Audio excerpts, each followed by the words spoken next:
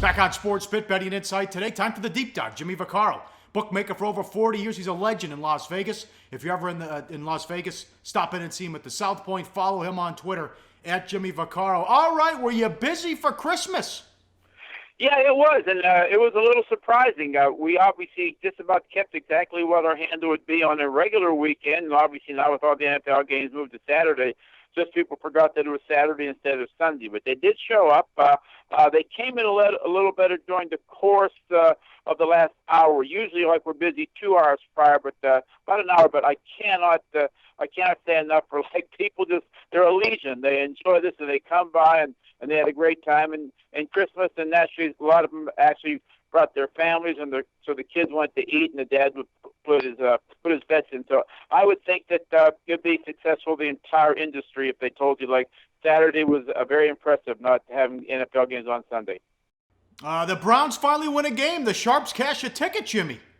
Yeah, we did good. Obviously, the key games, the Browns were obviously a good game. Seattle was a monster game. But as you always ask me, my friend, what's a silent assassin? It was the Tennessee Titans. We couldn't stop taking money on anything to do with them. Straight bets, parlays, teasers, money lines. And that game just set us off like we were really in good shape. The Browns was good. But then the Titans wiped out what I considered most of them. Then it was an absolute cleanup with Seattle. So I can't speak for anybody else. Didn't speak to anybody, but I would think it was a very, very good Saturday with the NFL, especially knocking out the key games. Oh, thanks for that info. How about some bad results? Did you get some Vikings money? How about the Packers winning and covering, and the Patriots destroy the Jets? Well, the Patriots was a joke. I mean, it's fairly obvious that there's just a lot of trouble going on in New York, and very apparent that Belichick does not change his mode of what he does. 24-0, 34-0. Brady's in the football game, and they're trying to win. But let's give the Jets some credit. They were down 41-0. They did kick a field goal, right? Yes. I mean, once again, here we go. Why do you waste your time? But it's fairly obvious that, especially now, who throws the towel in with the Jets? Looks like they threw it in.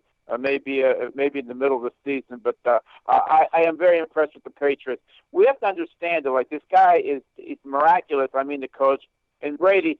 It just doesn't matter who they plug in. I mean, we kept talking about. Remember Gronkowski? It might have been the only offensive player other than the quarterback who would move a line 1.5. He played or didn't play. It seems like they don't miss him a beat. Now, surely they want him in the lineup, but the credit goes to the organization of Belichick. They are simply monsters. There was a lot of games went over, and the Buffalo game, the Pittsburgh game, and the Redskin game took a lot of money to the over. Did that hurt you? How bad was that? And also the Saturday night game, Houston Falls 2. Yeah, that wasn't too bad. It actually, with the totals, it actually worked out relatively well because we got real lucky. I mean, there was a lot of money with the Chief game over last night. With the under last night. The Smarts and even a lot of the teasers were within. Naturally, with that game going over, so the totals didn't hurt up. Now, naturally, we wouldn't take parlays to the Patriots to the over because you're laying 17 points. And those type of situations, when anytime you get a point spread that's basically 3 times the amount of what the total would be, the correlation parlay works too much an advantage to the people who understand the racket. And like favorite and over, dog and under, they usually stick around 65 to 68%. So we don't give those away. So it really didn't hurt us that much.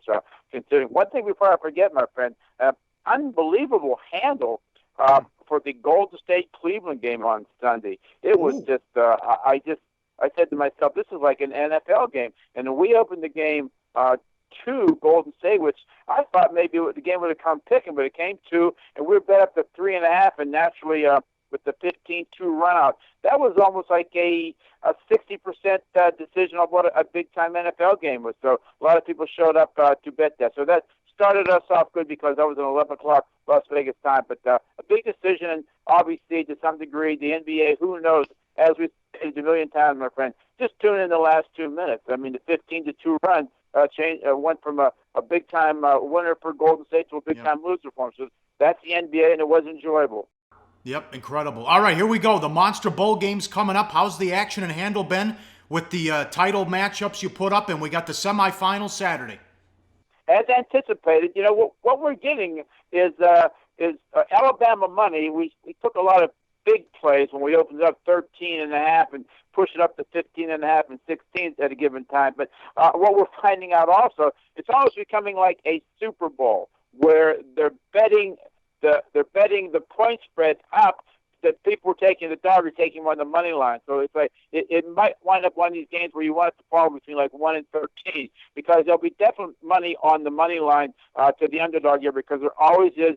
As good as Alabama is, naturally anybody has a chance to lose. So I deem this game like a very mini Super Bowl in the way that people approach it to bet. They will lay the point spread. They will utilize them in teasers, but there'll be a lot of people thinking that obviously those teams can win and take it on the money line. It's going to be interesting. We are down to 3 and could go to 2.5. There's been plenty of money on Clemson. We'll see how far it goes from here. Okay, and one more. The event bettors will be in town. Obviously, New Year's, Week 17, the NFL, the semifinals in college, and Friday night you got a UFC card, and Ronda Rousey's back.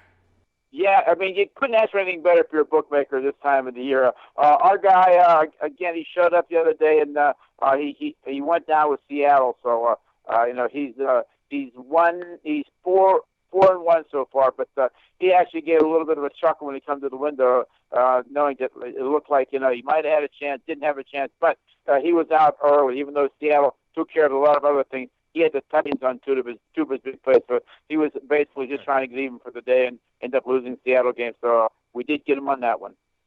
Always good to talk to you. Happy New Year. I'll see you soon. Thanks for 5 great minutes, sir.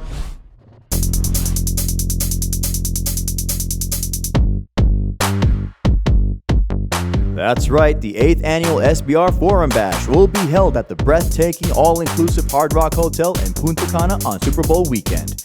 Join Natalie Rydstrom and the Odds Couple as they mingle with SBR pros and have fun under the sun. Stay tuned for video coverage of Bash activities, including a $5,000 poker tournament sponsored by uwager.eu. Only on SBR, your sportsbook authority since 1999.